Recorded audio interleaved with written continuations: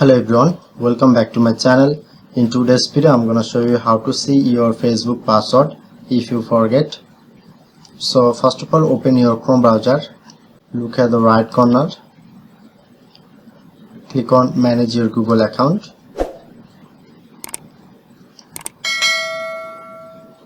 Look at left corner, click on security, scroll down.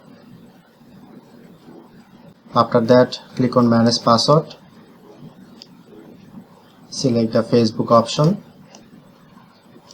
You need to first verify you, enter your password.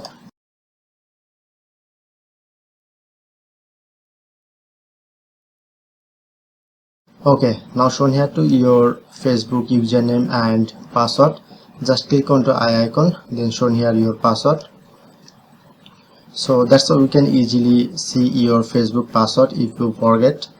If in this video helpful, please hit the like button and subscribe our tutorial channel for more videos.